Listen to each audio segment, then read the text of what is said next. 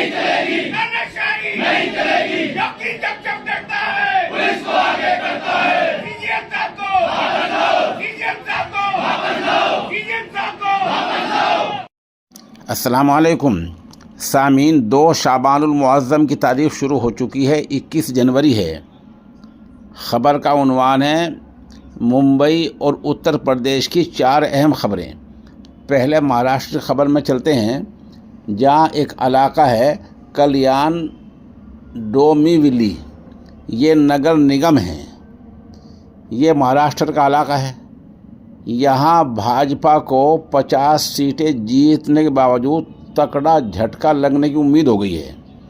इसकी वजह यह है कि कल्याण डोंबिवली जो नगर निगम है, यहाँ कुल सीटें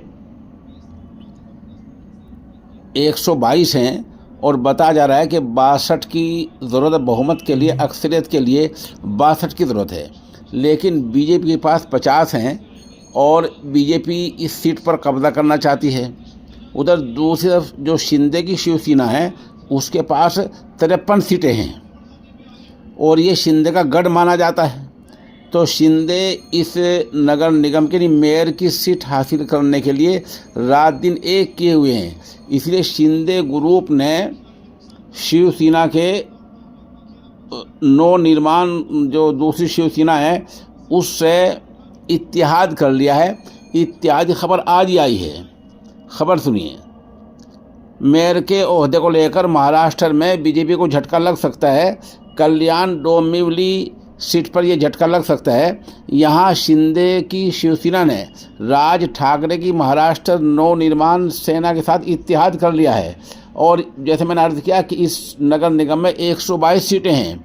यहाँ बीजेपी ने 50 सीटें जीती हैं। यह इलाका शिंदे का इलाका कहा जाता है। शिंदे ग्रुप को 53 सीटें मिली हैं और जिस ग्रुप से शिंदे ने इत्तेहाद किया नवनिर्माण सेना ने, उसको 5 सीटें मिली हैं। उधर उद्धव ठाकरे ग्रुप को 11 सीटें मिली हैं। तो अगर 11 सीटें उद्धव भी आ जाते हैं साथ में, तो इस तरह 62 से ऊपर मामला पहुंच जाता है। तो समझा जाता है कि यहाँ बीजेपी को तगड़ा झटका लग सकता है।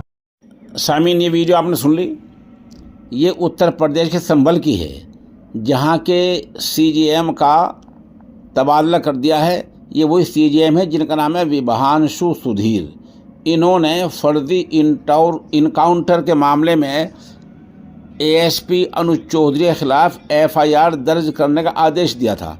आपको पता ही है कि इस बारे में मोहम्मद यामीन शख्स ने अदालत से रुजू किया था। अदालत का दरवाज़ा खटखटाया था और अदालत को बताया था कि उनका बेटा बाज़ार में कुछ बेच रहा था, पुलिस की गोली से मारा गया। इस मामले की समाअत और सुनवाई करते हुए फाजिल जज सीजीएम विभांशु सुधीर ने एफआईआर का आदेश दे दिया था। यह आदेश 9 जनवरी 2026 को दिया था। इन जज साहब का अब तबादला हो गया है। कहा तो यही जा रहा है कि इसी मामले को लेकर हुआ है, लेकिन बहरहाल कुछ न कुछ तो हुआ है। इस बारे में ये जो आपने वीडियो देखी, ये संभल के वकला हैं। ये वकला प्रोटेस्ट कर रहे हैं और जज साहब के तबादले के ख़िलाफ़ अपना प्रदर्शन कर रहे हैं। इस दौरान समाजवादी पार्टी के जनाब अखिलेश सिंह यादव ने कहा है, मुझे पूरी उम्मीद है कि सुप्रीम कोर्ट इस मामले का खुद संज्ञान लेगा, खुद इसका नोटिस लेगा और ये मामला सुप्रीम कोर्ट पहुंच जाएगा। बहरहाल मामला ये उलझता जा रहा है।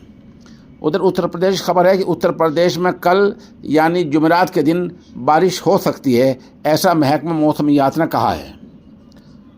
एक खबर मेरठ की है। मेरठ थाना कोतवाली का एक इलाका है बनियापाड़ा। वहाँ इलाके में उजैड नाम के शख्स रहते हैं।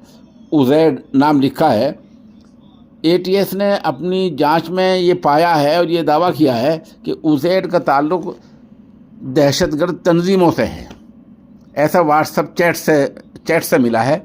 आज पुलिस ने उसके घर पर छापामार कार्रवाई की है। वहाँ उजैद नहीं मिला है तो उसके भाइयों को हिरासत में लेकर पूछताछ की गई है। घर के भाइयों को छोड़ दिया गया है।